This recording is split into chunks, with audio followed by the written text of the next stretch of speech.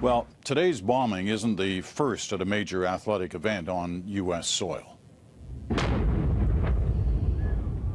During the 1996 Atlanta Olympics, a bomb exploded in a crowded park. 2 people died there.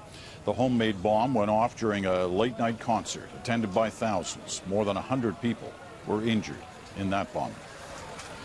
Cities across the U.S. are on high alert as the multi-billion-dollar Homeland Security apparatus kicks in. And from coast to coast, amid the shock and fear, the hunt is on for the perpetrators.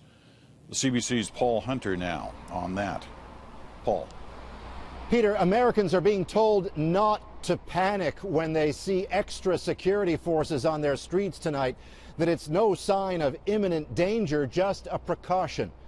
Just as Barack Obama was today, at once both forceful and cautious when addressing the twin blasts in Boston. We still do not know who did this or why. And people shouldn't jump to conclusions before we have all the facts. But make no mistake, we will get to the bottom of this. And we will find out who did this. We'll find out why they did this. Any responsible individuals, any responsible groups will feel the full weight of justice. Hard words today from a somber U.S. president. And though he didn't once call it terrorism, the White House and the FBI are making it clear that's precisely how they view what happened in Boston. But I just want to reiterate, we will find out who did this, and we will hold them accountable. A big step toward that may be reports of 2 other bombs in Boston discovered unexploded. Forensic experts will now comb them for, if they're lucky, a fingerprint, a hair, anything that might lead them to who made it. Another clue? Simply that there was more than one bomb, period. Potentially the sign of a more sophisticated attack. And as you noted, the shrapnel, the idea that there could have been ball bearings or something else in these explosives, clearly specifically trying to kill or maim, not just trying to have a small explosion and get some attraction. It's a sign of a terrorist organization that's trying to kill people. Whoever's behind it, there's now a kind of security lockdown in parts of the U.S., a country that's long been hyper-security conscious. In New York, home to the 9/11 attacks, 1,000 extra security forces hit the streets almost immediately. In Boston tonight, citing concerns for public safety, the NHL game between the Bruins and the Ottawa Senators has been canceled. Then there's the timing. April 15th is close to a notorious date in U.S. history. April 19th, the day the Waco standoff ended violently, and the day of the Oklahoma City blast. Recall that day when 168 people were killed and early suspicions that it must have been foreign terrorists. In fact, an American was behind it. Is it any wonder Obama, though forceful, was today likewise cautious with his words? Boston is a tough and resilient town. So are its people.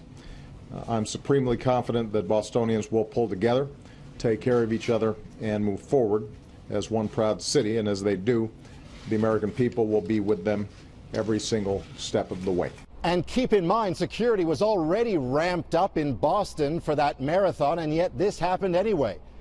There's another major marathon set for this coming Sunday in Britain. And though we still don't know who was behind what happened in Boston, in London, they're already setting security into high gear. Peter. All right, Paul, thanks very much. Paul Hunter. Well, as we told you, the Boston Marathon is a high security event on that city's calendar. So the questions tonight, what does the evidence point to so far? And what are authorities doing right now? Former CSIS intelligence officer Ray Boisvert is here to help us understand that. Ray, we know that officials in Boston and elsewhere in the U.S. are poring over those videotapes, the ones we've seen today, the ones they're probably getting from various security cameras along the route, looking for evidence. So we want you to try and help us on that by looking at some of the video that we've seen shot today. So we're going to roll that now. You tell us what you see in this video.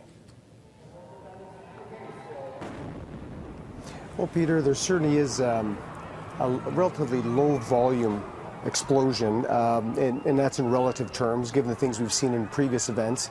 But I suspect, as Michael Leiter, the former U.S. official, indicated, it's probably something that included a fair amount of shrapnel material. We see a runner who's immediately put to the ground, and a number of others who've had severe injuries on site, including loss of limbs. So I suspect that this was meant to be more about the politics, perhaps the impact, because of where it was placed near the finish line at that precise moment within the 4-hour rate of the process of runners going through, which is a high volume place. So I think this had a lot to do with the visuals as much as it had to do with body count.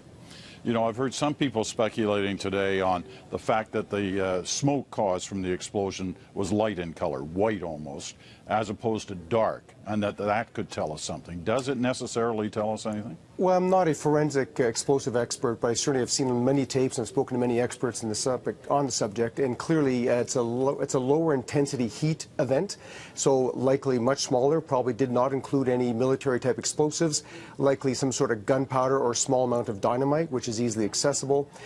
Buying large amounts of fertilizer is very difficult in this day and age, and that certainly was not one of those types of explosions. So I'm thinking more artisanal in nature. It's more of an artisan approach.